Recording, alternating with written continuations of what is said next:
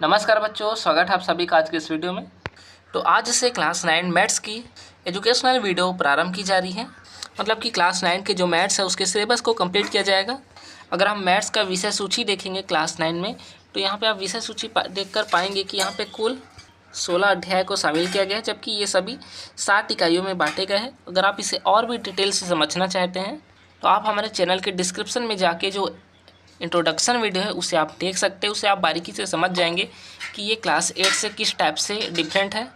साथ ही syllabus change होगा या नहीं होगा, अभी इसके बारे में कोई लेटेस्ट अपडेट नहीं आई है, लेकिन जो चांसेस है वो ये है कि सिलेबस चेंज नहीं होगा। मतलब कि चांसेस थोड़े से कम है, क्योंकि सीजी बोर्ड इसे 1 साल और चलाना चाहता है। मतलब कि अगले साल सिलेबस चेंज हो जाएगा और इस बार चांसेस कम है।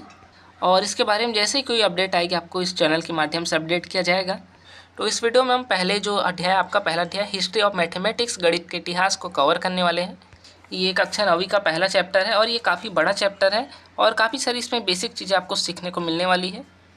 बड़ा चैप्टर होने की वजह से ही एक ही वीडियो में इसे कवर कर पाना संभव नहीं है, इसलिए पहले अध्याय की काफ़ी सारी वीडियो आने वाली है। और इस वीडियो में हम केवल 1.1 और 1.2 जो एक्सरसाइज है, जो प्रश्नावली है, उसको कवर करने वाले हैं। कुल मिला के इस अध्याय में 11 प्रश्नावली शामिल है, जबकि इस वीडियो में हम 2 ही प्रश्नावली को सॉल्व करेंगे। इसमें आप देख पा रहे होंगे काफ़ी सारे यहाँ पे थ्योरी वाले क्वेश्चंस मिल जाएंगे। तो यहाँ पे जो पहला प्रश्नावली है वो 1.1 में, उसमें जो पहला वाला प्रश्न वो थ्योरी क्वेश्चन है, मतलब कि सही जोड़ी बनाइए। तो यहाँ पे ये गणितज्ञों के नाम हैं और उनके द्वारा रची गई रचनाएँ, मतलब ग्रंथ है। तो आपको सही गणितज्ञ की जो सही वाला जो ग्रंथ है, जो उन्होंने रचना की है, उसको आपको सही मिलाना है। तो इसके आंसर आप यहाँ पे देख सकते हैं अच्छे से। प्रश्न 2 है रिक्त स्थानों की पूर्ति कीजिए। इसका जो पहला वाला प्रश्न है वो है आकाश रस शून्य के लिए खालिस्तान शब्द का प्रयोग होता है, तो यहाँ पे आ जाएगा खम। सेकेंड है तलछड़ा शब्द खालिस्तान संख्या हेतु प्रयोग होता है, इसका आंसर है 10 की घात 53। थर्ड वाला क्वेश्चन है वर्णांक पद्धति का प्रयोग खालिस्तान ने खालिस्तान ग्रंथ में किया, तो यहाँ पे आर्यभट्ट ने आर्यभट्टी ग्रंथ में किया है। प्रश्न 4 है खालिस्तान को ही अव्यक्त गणित कहा जाता है, तो इसका आंसर आएगा बीज गणित। फिर 5वां है वैदिक गणित में खालिस्तान सूत्र है, यहाँ पे आ जाएगा 16 सूत्र वैदिक गणित में शामिल है। तो ये थे बच्चों ऑब्जेक्टिव टाइप क्वेश्चंस। अब यहाँ पे प्रश्न 3 से लेकर प्रश्न 8 तक के पूरे थ्योरी क्वेश्चंस हैं, मतलब को परिभाषा के जैसे ही आपको याद करना पड़ेगा। तो प्रश्न 3 है आधुनिक संख्या प्रणाली की विशेषताएं लिखिए। तो यहाँ स्क्रीन पर आपको इसका आंसर मिल जाएगा, इसे आप देख लीजिए, अच्छे से स्क्रीनशॉट ले लीजिए और आपको इसे तैयार करना है। साथ ही आपको नोट्स बनाते हुए आगे बढ़ना है और हमारे चैनल को सब्सक्राइब कर लीजिए, क्योंकि उस चैनल के माध्यम से ही आपको फ्री नोट्स मिल जाएंगे, अनसोल्ड क्वेश्चन पेपर्स और इम्पॉर्टेंट जो क्वेश्चंस है वो आपको बताए जाएंगे। तो आपको अभी से चैनल को सब्सक्राइब कर लेना है और अगर आप चाहें तो व्हाट्सएप चैनल को भी फॉलो कर सकते हैं, जिसका लिंक आपको कमेंट सेक्शन पे मिल जाएगा। वहाँ पे इन सारे ही आंसर्स के PDF आपको मिल जाएंगे। अब प्रश्न 4 है शून्य के आविष्कार पर प्रकाश डालना है, तो इसका भी जो आंसर आप यहाँ स्क्रीन पर देख सकते हैं, स्क्रीन पर आपको इसका आंसर मिल जाएगा, इसे आपको पढ़ लेना है। फिर प्रश्न 5 है वर्णांक पद्धति का संक्षिप्त परिचय देना है, तो वर्णांक पद्धति क्या है, इसका भी आंसर आपको स्क्रीन पे मिल जाएगा, यहाँ पे सामने आप देख सकते हैं। फिर प्रश्न 6 है बौधायन प्रमेय क्या है, तो बौधायन प्रमेय आपके बुक में ही है, आपको यहाँ पे ये वाला डायग्राम बनाना है और 1 से लेके है तक का आपको यहाँ पे आंसर लिख लेना है अपनी कॉपी में और आपको अच्छे से इसे प्रिपेयर करना है, यही बौधायन प्रमेय है। प्रश्न 7 है पाई के मान के संबंध में आर्यभट्ट के योगदान को लिखना है, तो पाई के संबंध में आर्यभट्ट ने क्या योगदान दिया, उसे आप स्क्रीन पे ये वाला आंसर लिख लीजिए और इसे आपको पढ़ लेना है। प्रश्न 8 है वैदिक गणित ग्रंथ के रचयिता का नाम लिखना है, उनके द्वारा ग्रंथ का संक्षिप्त परिचय देना है। तो वैदिक गणित की जिन्होंने रचना की स्वामी कृष्ण तीर्थ ने, तो उनके द्वारा जो ग्रंथ है उसका संक्षिप्त परिचय यहाँ पे आपको स्क्रीन पे मिल जाएगा, उसे आप पढ़ लीजिए। तो यहाँ पे जो पहला प्रश्नावली है वो पूरा का पूरा थ्योरी वाला है, किसी भी टाइप के मैथ्स आपको सॉल्व करने को नहीं मिलेंगे, तो आपको इसे अच्छे से कंप्लीट करना है, परीक्षा में ये भी आते हैं। तो चलिए आप प्रश्नावली 2 देख लेते हैं, मतलब 1.2 प्रश्नावली। तो इसमें जो पहला प्रश्न है वो है बीजांक किसे कहते हैं, तो इसका जो आंसर है वो आपको यहाँ पे बुक में ही मिल जाएगा, जिसमें लिखा गया है कि किसी संख्या के अंकों का जोड़ 1 अंक प्राप्त होने तक करते हैं और यही उसका बीजांक कहलाता है। तो यहाँ पे बीजांक का ये परिभाषा हो जाएगा, जिसे आप सभी को पढ़ लेना है और ये काफ़ी सारे एग्जाम्पल भी हो जाएंगे बीजांक के। और अब प्रश्न 2 है निम्नलिखित संख्याओं के बीजांक को ज्ञात करना है, तो यहाँ पे काफ़ी सारे क्वेश्चन है, इन सभी के बीजांक को आपको निकालना है।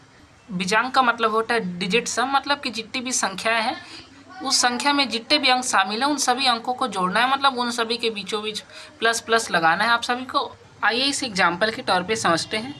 तो इसमें बच्चों जैसा कि प्रश्न आप देख पा रहे हैं, पहला प्रश्न 15 है और अगर 15 का बीजांक आपको निकालना है, मतलब कि आपको 15 नंबर का अगर डिजिट सम निकालना है, तो उसके लिए आपको सबसे पहले इस संख्या के जो अंक है उनके बीच में आपको प्लस ऐड कर लेना है। मतलब कि 1 और 5 के बीच में जब आप प्लस ऐड करेंगे, मतलब प्लस ऐड करने के बाद आप इसे जोड़ना है, तो 5 और 1 को जब आप जोड़ेंगे तो यहाँ पे 6 मिल जाएगा। और चूँकि 6 एक ही अंक की संख्या है, मतलब यही हमारा बीजांक है और यही हमारा अंतिम उत्तर भी होगा। इसी प्रकार से अगर हम 88 का बीजांक निकालें, तो 88 में भी अगर हम बीजांक निकालेंगे तो यहाँ पे डबल डिजिट मिल जाएगा, मतलब कि डबल 8 लिखा गया है। तो इन दोनों ही 8 के बीच प्लस को ऐड करना है, मतलब दोनों 8 के बीच में प्लस 8 होगा। और प्लस करने पर अब इसे हम जोड़ेंगे, तो 8 और 8 को अगर आप जोड़ेंगे तो यहाँ पे 16 मिलेगा। 16 चूँकि फिर से 2 अंक की ही संख्या है इसके समान, तो आपको इसके बीच में फिर से प्लस ऐड कर लेना है। मतलब 1 और 6 के बीच जब आप प्लस ऐड करेंगे इस टाइप से, तब जब इसे हम जोड़ेंगे तो यहाँ पे 60 मिलेगा। और 60 चूँकि एक ही अंक की संख्या है, इसलिए यही इसका बीजांक होगा और अंतिम उत्तर भी। तो आई होप बच्चों कि आप बीजांक के बारे में समझ गए होंगे कि बीजांक को कैसे ज्ञात किया जाता है। और अगर आप समझ गए हैं तो आपको इस वाले क्वेश्चन का बीजांक निकालकर कमेंट सेक्शन में टाइप करना है और कमेंट सेक्शन में आपको बताना है कि इसका आंसर क्या होगा। तो इसे आपको कमेंट करना है। इसी प्रकार से और भी जो क्वेश्चन है बीजांक के, उन सभी क्वेश्चन को भी इसी टाइप से ही हल करना है। आपको जितनी भी संख्या है सभी संख्याओं के बीच में, अंकों के बीच में प्लस प्लस को ऐड करना है और सभी संख्याओं को तब तक जोड़ना है जब तक एक ही अंक की संख्या प्राप्त ना हो। अब प्रश्न 3 की ओर आगे बढ़ते हैं। तो प्रश्न 3 में बच्चों निम्नलिखित संख्याओं में ऐसा क्या जोड़ा जाए कि जो संख्या है वो 9 से विभाजित हो जाए। तो यहाँ पे जो पहला प्रश्न है वो 241 है।